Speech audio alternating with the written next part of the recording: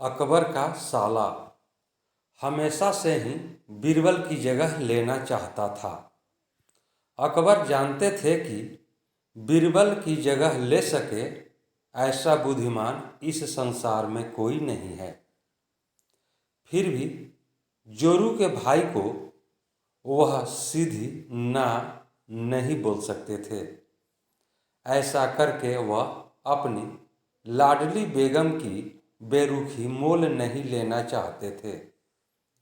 इसलिए उन्होंने अपने साले साहब को एक कोयले से भरी बोरी दे दी और कहा कि जाओ और इसे हमारे राज्य के सबसे मक्कार और लालची सेठ दमड़ी लाल को बेचकर दिखाओ।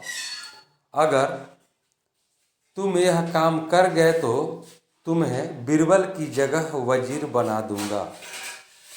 अकबर की इस अजीब शर्त को सुनकर साला अचंभे में पड़ गया। वह कोयले की बोरी लेकर चला तो गया, पर उसे पता था कि वह सेठ किसी की बातों में नहीं आने वाला। ऊपर से वह उल्टा उसे ही चूना लगा देगा। हुआ भी यही। सेठ दमड़ी लाल ने कोयले की बोरी के बदले एक ढेला भी देने से इनकार कर दिया। साला अपना सा मुँह लेकर महल वापस लौट आया और अपनी हार स्वीकार कर ली। अब अकबर ने वही काम बीरबल को करने को कहा। बीरबल कुछ सोचे और फिर बोले कि सेठ दमड़ी लाल जैसे मक्कार और लालची सेठ को यह कोयले की बोरी क्या, मैं सिर्फ कोयला का एक टुकड़ा ही 10,000 रुपये में बेच आऊँगा। यह बोलकर वह तुरंत वहाँ से रवाना हो गए। सबसे पहले उसने एक दर्जी के पास जाकर एक मखमली कुर्ता सिलवाया, हीरे मोती वाली मालाएं गले में डाली, महंगी जूती पहनी और कोयले को बारीक सुरमे जैसा पिसवा लिया। फिर उसने पीसे कोयले को एक सुरमे की छोटी चमकदार डिब्बी में भर लिया। उसके बाद बीरबल ने अपना भेष बदल लिया और एक मेहमान घर में रुककर इश्तिहार दे दिया कि बगदाद से बड़े शेख आए हैं जो करिश्माई सुरमा बेचते हैं, जिसे आँखों में लगाने से मरे हुए पूर्वज दिख जाते हैं, और यदि उन्होंने कहीं कोई धन गाड़ा है तो उसका पता बताते हैं। यह बात शहर में आग की तरह फैली। सेठ दमड़ी लाल को भी ये बात पता चली। उसने सोचा जरूर उसके पूर्वजों ने कहीं न कहीं धन गाड़ा होगा। उसने तुरंत शेख बने बीरबल से संपर्क किया और सुरमे की डिब्बी खरीदने की पेशकश की। शेख ने डिब्बी के 20,000 रुपये मांगे और मोल भाव करते करते 10,000 में बात तय हुई। पर सेठ भी होशियार था।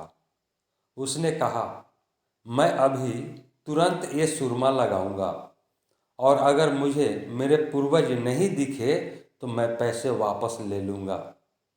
बीरबल बोला, बिल्कुल, आप ऐसा कर सकते हैं। चलिए शहर के चौराहे पर चलिए और वहाँ इसे जांच लीजिए।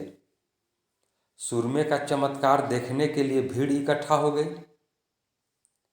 तब बीरबल ने ऊंची आवाज में कहा, ये सेठ अभी ये चमत्कारी सुरमा लगाएंगे और अगर उन्हीं की औलाद है जिन्हें ये अपना माँ बाप समझते हैं तो इन्हें इनके पूर्वज दिखाई देंगे और गड़े धन के बारे में बताएंगे। लेकिन अगर आपके माँ बाप में से किसी ने भी बेईमानी की होगी और आप उनकी असल औलाद नहीं होंगे तो आपको कुछ भी नहीं दिखेगा। और ऐसा कहते ही बीरबल ने सेठ की आंखों में सुरमा लगा दिया। फिर क्या था, सिर खुजाते हुए सेठ ने आंखें खोली। अब दिखना तो कुछ था नहीं, पर सेठ करे भी तो क्या करे। अपनी इज्जत बचाने के लिए सेठ ने 10,000 रुपये बीरबल के हाथ थमा दिए और मुंह फुलाते हुए आगे बढ़ गए। बीरबल फौरन अकबर के पास पहुँचे और रुपए थमाते हुए सारी कहानी सुना दी।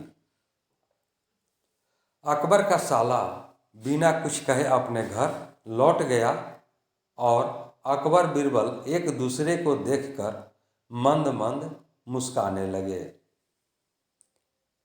इस किस्से के बाद फिर कभी अकबर के साले ने बीरबल का स्थान नहीं मांगा।